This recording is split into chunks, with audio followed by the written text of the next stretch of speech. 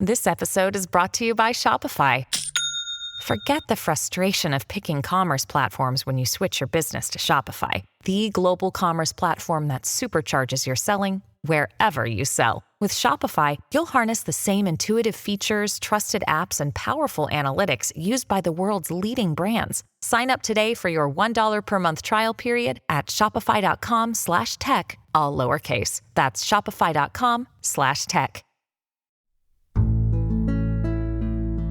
Hello and welcome to Audiobook Connection, behind the scenes with the creative teams. I'm Becky Parker Geist and I'm your host. Audiobook Connection is your place to learn about the audiobook creative process and for authors to learn valuable tips on producing and marketing your audiobooks.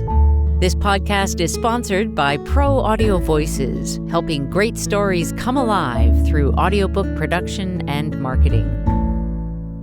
Hi, I'm Becky Parker Geist. I am the CEO of Pro Audio Voices, providing audiobook production, distribution, and marketing. And I'm also president of Bay Area Independent Publishers Association, as well as an author myself and the host of the Audiobook Connection podcast. I want to thank you so much for being with me today.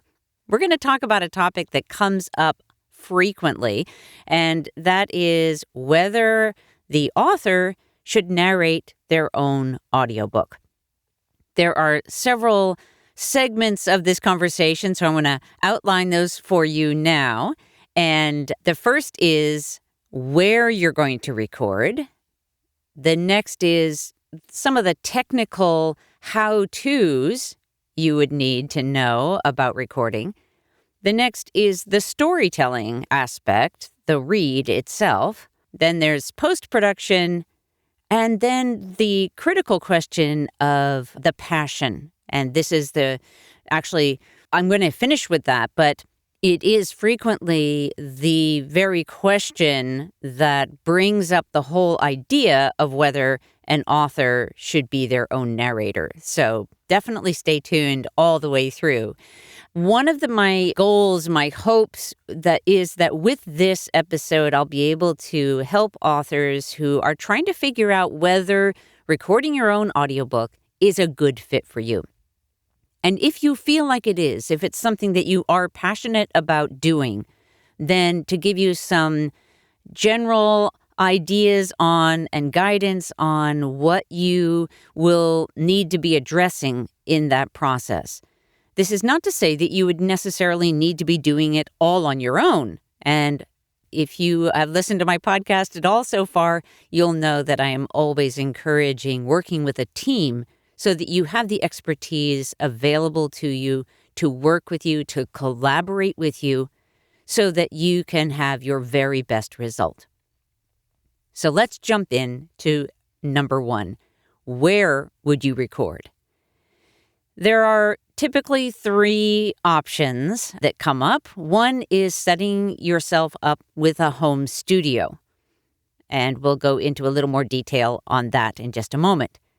The next would be to find a local existing recording studio that you can go in and work there and rent that space and usually work with a technician. The third is if you have a friend who has a studio and they have said that you can use their studio. So let's now dive a little deeper into each of those. With the home studio, this is in many ways the most complex option, especially if you have to completely set up your space. So there's a couple different aspects. One is the equipment that you're going to need and the DAW, or the audio software, and the other is the space itself. When we're talking about the space, there are two kinds of mitigation that you're trying to do in whatever space you have. And those are keeping unwanted sounds out and having your internal space sound good. So they're just two different elements of sound. And there's lots of information out on the internet and everything if you want to really dive in and get a clearer idea of what you're trying to accomplish with a studio space. There are also companies that produce a range of different kinds of equipment, everything from just a shield that you would put behind your mic to a full-on whispers, booth where you can do your recording inside that booth. Now, the external noises that you need to be thinking about when you are deciding if a home studio isn't even a good choice for you, if you're in a very noisy neighborhood, if you live near a highway or an airport, your space is not going to be good for recording because you're going to have a lot of that low sound, from the roar of the engines mostly, that's going to be really challenging to deal with. And it's not something that you can, I'll just take it out in the end, typically. Now, some audio engineers can certainly make a difference in that sound, but you really always want to have the cleanest recording you can going into the post-production process. So, if you have a space where there are lots of leaf blowers and lots of noisy dogs, those are situations where you can probably figure out your timing. Harder with the noisy dogs because you never know when they're going to bark. But leaf blowers, more often you're going to have somebody, neighbors who are on a gardener's schedule, and you may be able to find a quiet time in the evening, for example. With other kinds of noises, things like, let's say, for example, internal sounds. You may have a heating system, HVAC system, that's noisy. And the best way to really figure out if it's noisy, just spend a few minutes in your space, close your eyes, and really listen carefully and try and hear whatever sounds are consistent that you're just living with, you're used to, no big deal, not a problem. But in audio, could be. I'm going to leave off on space now. I think I've probably given you enough hints as to the kinds of issues you may be facing and given you some thoughts about how to think about what your space might allow for. Let's move on to equipment. If you're setting up a home studio, you are going to need a high-quality mic. They don't have to be exorbitantly expensive, but you will need a good quality mic that is going to allow you to get this audiobook quality of audio. And I stated in that way because podcast mics, which are very common and very inexpensive, and usually just plug into your computer with a USB, they're easy to use, but they don't give you the quality of sound that you need for audiobooks. They work well for podcasts, but not for audiobooks. Okay. In addition to your microphone, you're going to need an audio interface. So that is basically what your microphone is plugging into before it goes into your computer.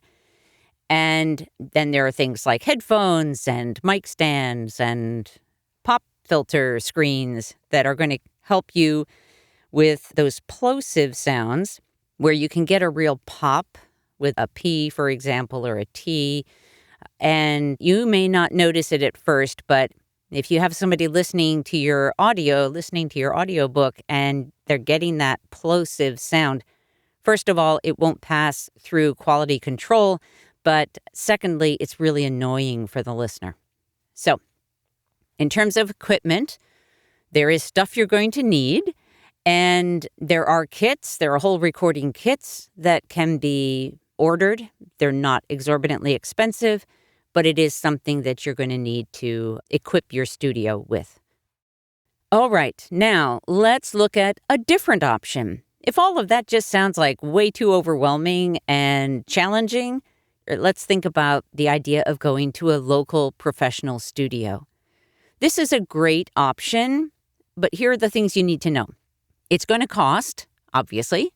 Any of these are going to cost something. But this may be the highest expense in terms of cash out, depending on the length of your book.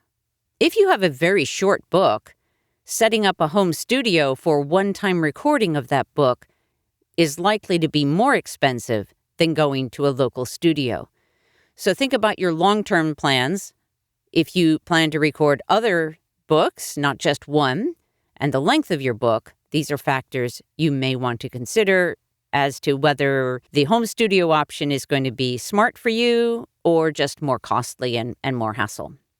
With a local studio, they always come with an audio engineer technician who's going to run the session, and good communication with that person is really helpful. If you want them to follow your script and stop you if you make an error, you should let them know that. You should also let them know that if you slur a word or something like that where you really want clean narration. You want it to be good.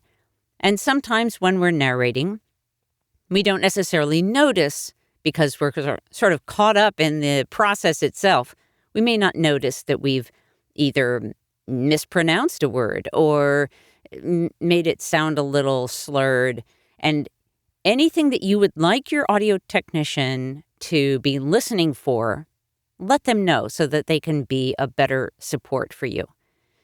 You also need to know so that they know what the technical specifications are for the audio that you're going to require for an audiobook. These specs differ depending on the needs of the project. For digital distribution, digital download audiobooks, they are very specific. Most often, their room noise is not going to be a problem because they're a professional studio that has set up appropriately. They may, however, be in a place where they may have to stop you on occasion if there's a, big truck going by or something like that in their area. So just be aware of that. That's not so terribly uncommon.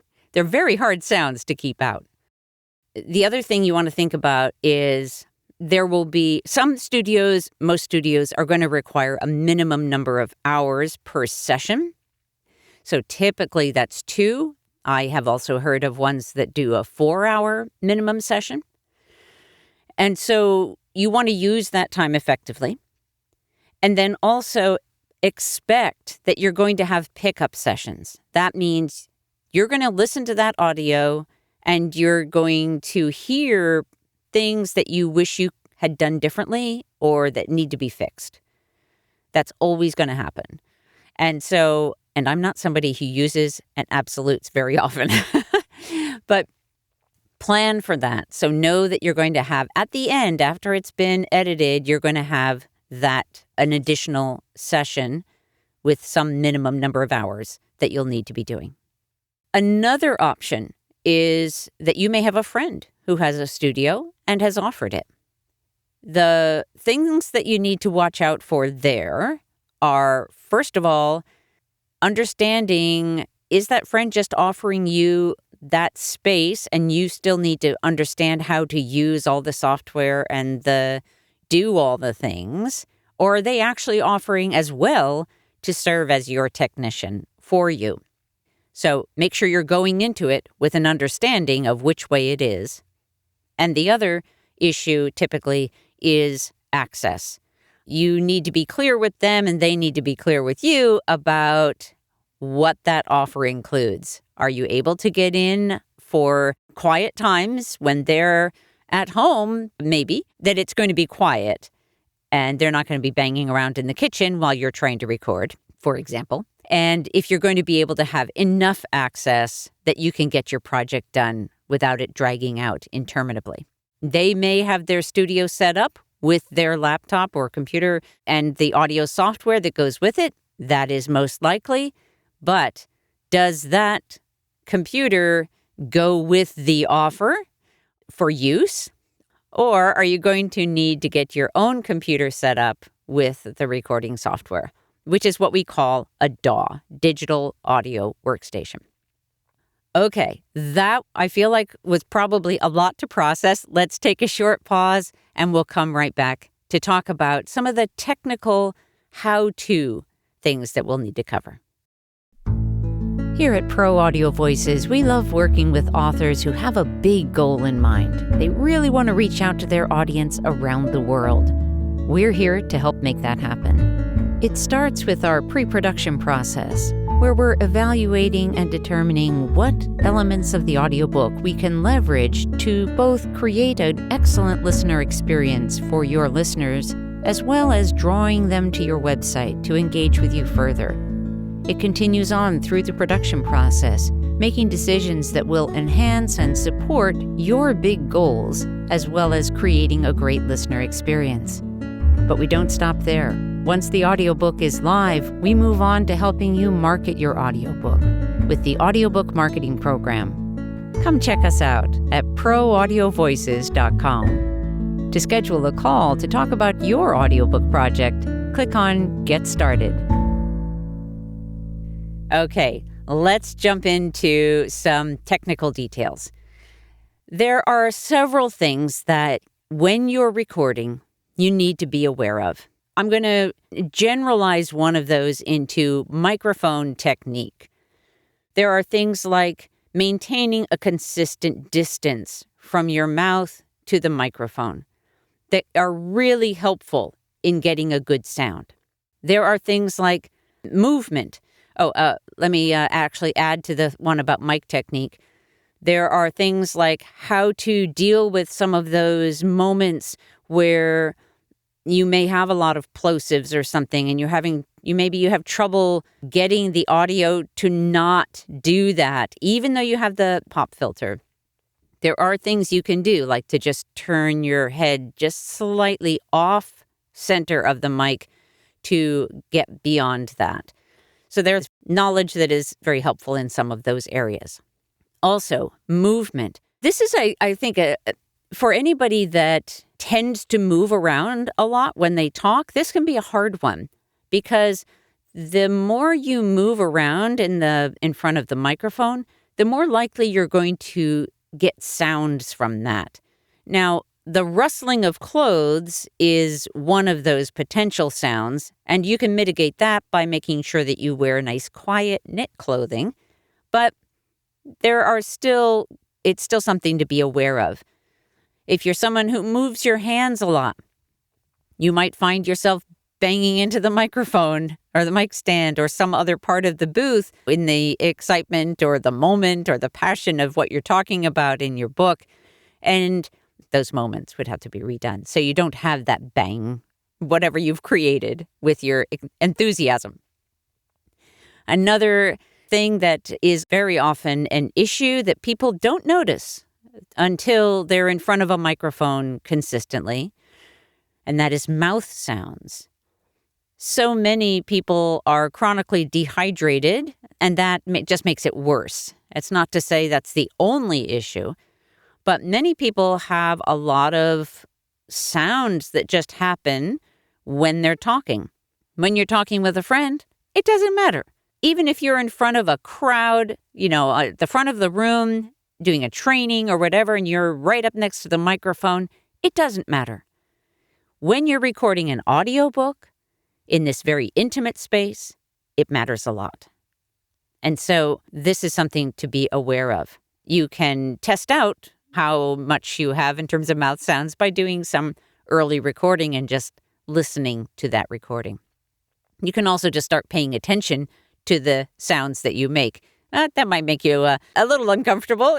Sometimes self-awareness it can be challenging, but that is another piece that we deal with. One of the other things, just in terms of that technical in the booth scenario, the things to pay attention to. What kind of device are you going to use to hold your script? I definitely encourage you to not try to do it with a print copy of your book. The number of page turn sounds and such that you would have to deal with would be just ridiculous. We have so many options now, digital options, where you can just scroll through the screen and move from one page to the next without any noise. So an iPad or even on the laptop you're recording, you can have your script there. One thing that can also be really helpful in your preparation would be to mark up that script in ways that will be helpful to you as you read aloud. You can do some sample reading aloud of your material in advance before you go into the recording booth. And as you mess up on the phrasing of a sentence, for example, change your markings so that it makes it easier in the moment. Okay, let's take another short pause, and then we're going to come back and wrap up with the storytelling and post-production pieces. Frustrated by the royalty rates for your audiobook? Annoyed that when the digital distributors say 70%, they actually mean 70% of 50% or 80% of 70%, neither of which is an actual 70%. Wishing there was a way to cut out or at least shrink the middleman. Yet, you want your audiobook listeners to have a smooth and positive experience, and a direct download sale from your website won't deliver that. Pro Audio Voices hears you. Out of our commitment to our author clients, we've created Amplify, a program that provides an actual 65% royalties of the price you set, that gives you access to your customers' names and emails so you can reconnect with them, and keeps you in the driver's seat. Check it out at proaudiovoices.com in the marketing menu. All right, let's get into storytelling. The read. This is the part that everyone gets all excited about. And it's an interesting place because the very storytelling skills that we so enjoy and sort of thrill with, if you will, are ones that are different depending on your medium. If you're telling a story as you are writing, it's coming straight out of your imagination and onto the page or into the laptop. That is a different kind of storytelling skill than bringing a story to life off the page or off the screen and into the world of audio. Some of the pieces of that are technical pieces. They're how we phrase a sentence. Can we make it really clear and keep it really alive? Keeping the recording, the narration, engaging is one of the biggest challenges in some ways for many authors. There is a tendency I have seen with author narration it tends to be kind of flat. I think that's most likely because while it's alive and vibrant in the mind of the author, it's not coming across, it's not expressed in that alive way because they haven't developed the live storytelling skills that an actor has. And then I think there's also another issue that I'm going to bring up just a little bit later that I mentioned I would. But that engaging narration, and that means it's not going to be flat or monotone. It's not going to have that sort of, we're just reading the text. We're reading more text and we're reading more text. And this is the story and we're reading more text. That gets really boring really fast, even if the story itself is great. The other thing that can happen is in an author narrator's attempt to overcome that flatness or to make sure it's not boring and monotone is that they can go over-modulated. It can be like even overdone so that we're kind of wondering what is happening in their mind. It's easy to overdo. And finding that appropriate space has everything to do with the very process of connecting with the material and being able, having those skills to deliver it in performance. This is a topic that I find so fascinating. And I want to encourage you, if this is a place of great interest to you, that you also listen to the podcast episodes we have with Joshua Townsend, where we really dive into this very topic. So again, sort of the storytelling skills are so critical to having a really great audiobook. And an author being able to, or having developed the skills not only of the writing of a great story, but also the oral telling of a great story. They're two different things, tightly related, yes, but very different in other ways. Okay, Another aspect of the recording process that can be a real challenge, and I've heard this from many authors who decided to go ahead and do their own audiobook, and then after the fact, were just kind of, worn out from the process, endurance. And I'm not talking about endurance over months. I'm talking about endurance over the course of hours.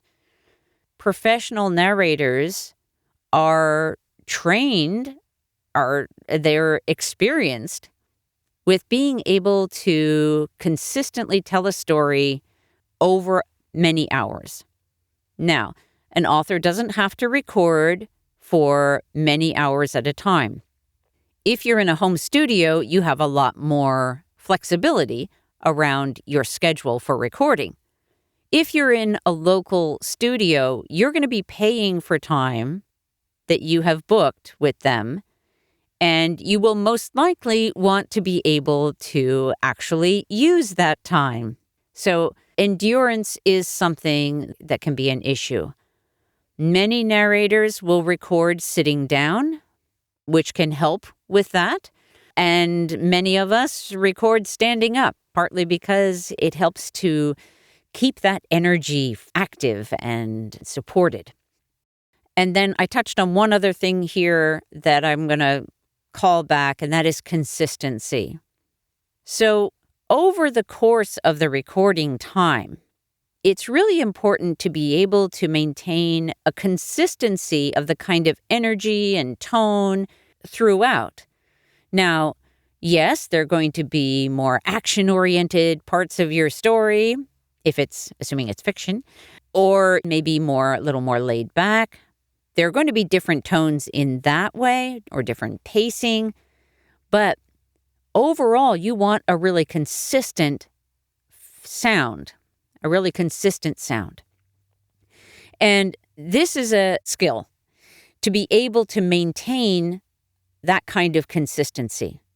What tends to happen, and that you're going to have to overcome as somebody new to this, is you're going to have to overcome that tiredness that tends to happen and that we hear from the beginning of the session, and then as we're approaching the end of the session. And then we'll hear when you come back in the next time fresh, we're going to hear that difference. So you need to be able to maintain and have consistent energy throughout your recording session, and to recognize when you don't have that, when you're getting too tired. If your voice is getting tired out, you need to stop and take a break and let your voice rest. So a lot of that endurance and consistency also has to do with pacing yourself appropriately and making sure that you're taking the breaks you need, drinking the liquids that you need, and just really approaching it with some care. The next piece, and I'm just going to speak a little bit about this, is the post-production. And that is once you have done all the recording, then this post-production process and review and pickups or corrections happens all in this post-production time.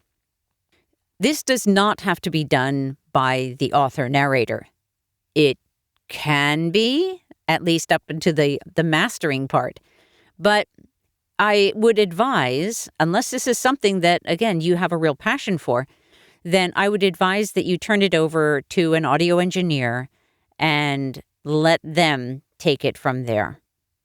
This is something that when we do author-narrated projects at Pro Audio Voices, we provide that post-production support and a lot of the other support for all these things along the way. But I just want you to know that it's something that this is best to bring in another team member. And now, because we have now gone through all these details about the things that you need to attend to and where those challenges can be, but what's so important to have, this is the moment, I think, to talk about the very question of, is it appropriate for you as author to narrate your own book? It might be. But I want to call up one last thing to just be aware of. Many people will tell us that, oh, I don't feel like anyone else could possibly read this material with the same passion and conviction because it's so personal or because the voice is so unique. And here I'm talking about author voice, as in not the voice that we're speaking with, but the voice that we have written in. Okay. So, and I understand that, and I don't disagree that that passion is important. But here's the challenge. The challenge is that when you haven't developed the skills to do the delivery while retaining that passion, in other words, as actors, we are trained. We train ourselves. We work with others. We learn how to step into the shoes, step into the being, step into the author voice of the author, and to narrate from that place. So we're bringing all of our technical skills that are like secondhand to us, and our focus then can be on that very message, that voice, that the excitement of the story. All of that, the passion, can come through because for us, the technical side is second nature. We know how to do all of that, and so we don't have to focus on it. It's not like trying to drive the Indy 500 race while learning how to drive a car. When you as author are trying to learn how to do all these things, mic technique, all the phrasing, and when you're trying to learn how to do that or stay attentive to that, you can lose that very well of passion that you're trying to draw from, that is so important to you, that you bring forth. So it's like, where is your attention? If your attention needs to be on the technical stuff, then it can't be on the message, on the passion. If your attention doesn't need to be on the technical stuff, then all of that place of passion and knowledge is available to you to really bring forward and focus on. I think that kind of is where the rub comes when we come down to the nitty-gritty of that decision. Is it best for you as an author to narrate your own audiobook? Again, it might be. You might be great at narrating your own book. And we love working with authors and with narrators and with combination thereof. So I hope that this has given you a lot to think about. We're always open to talking to people about this very question and to help you decide what's going to be the best for you and for your particular audiobook project. I hope that this has been helpful. Please reach out to us if you have any questions. We're at proaudiovoices.com, and we are helping to inspire the world through the audiobooks that we bring to life. Have an awesome day. Thanks for joining us for Audiobook Connection, behind the scenes with the creative teams. Please take a moment to subscribe at audiobookconnection.com. The podcast is sponsored by Pro Audio Voices, helping great stories come alive through audiobook production and marketing. Learn more at proaudiovoices.com. Again, thanks for being with us, and please join us next week.